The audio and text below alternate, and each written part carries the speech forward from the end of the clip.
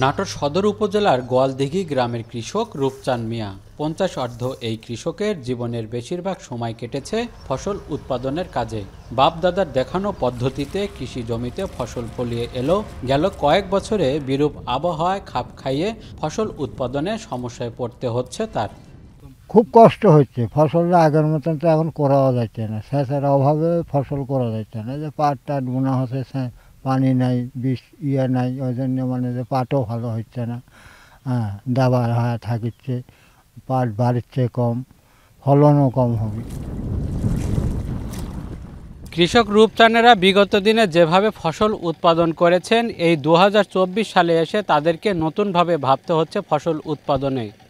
আবহাওয়ার সাথে লড়াই করে ফসল উৎপাদন করতে গিয়ে একদিকে যেমন বাড়ছে উৎপাদন খরচ, অন্যদিকে কমছে ফসল উৎপাদন। এতে করে অর্থনৈতিকভাবে ক্ষতির পাশাপাশি ফসল উৎপাদন করতে গিয়ে বেগ পেতে হচ্ছে তাদের। যে মাটিতে সোনা ফলে আজ সে মাটি পানির অভাবে ফেটে চৌচির। আকাশে মেঘমালার বিচরণ থাকলেও কাঙ্ক্ষিত বৃষ্টির দেখা নেই এই জনপদে। তাই তো আষাঢ়ের মাঝামাঝিতেও রোপা আমনের বীজতলা দিতে বেগ পেতে হচ্ছে চাষিদের। বৃষ্টি নির্ভর রোপা আমন ধান চাষ করতে হচ্ছে ভূগর্ভস্থ পানির সেচ দিয়ে, যাতে বাড়ছে কৃষকের খরচ। খরার লাগে মনে করেন আবাদ টাবাদ করা কঠিন, মনে হয় মেশিনে ঠিক মতো পানি পায় না। যে টাকা 30 মণ 35 মণ ভুট্টা হবে, সেটা হচ্ছে 20 মণ 15 মণ। তো এই তো হলো, তার ভিতর নাই দাম। ইরি বা বোরা বলা হয়, মানে বর্ষালি যে ধানটা বলা হয়, ধানের যে আমরা নামবো পরবর্তীতে, যে এই ধানটা আমরা করতে পারছি না শুধু খরার কারণে। সময় মতো ফসল না করলে ফসলে নষ্ট হয়ে যাচ্ছে, আমরা মার খা যাচ্ছি।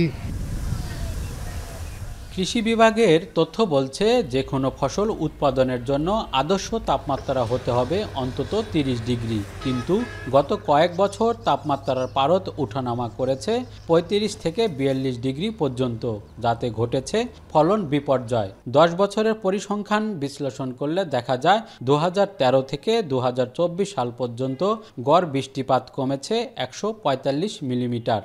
কৃষি এবং কৃষকের উন্নয়নের জন্য এখানে খরা সহিষ্ণু, অর্থাৎ কম পানি লাগে এই রকম বিভিন্ন ফসলের জাত যদি মাঠে অবমুক্ত করা যায়, নিয়ে আসা যায়, বিভিন্ন প্রযুক্তি যেখানে পানির পরিমাণটা কম লাগে, তাহলে কৃষকরা উপকৃত হবে।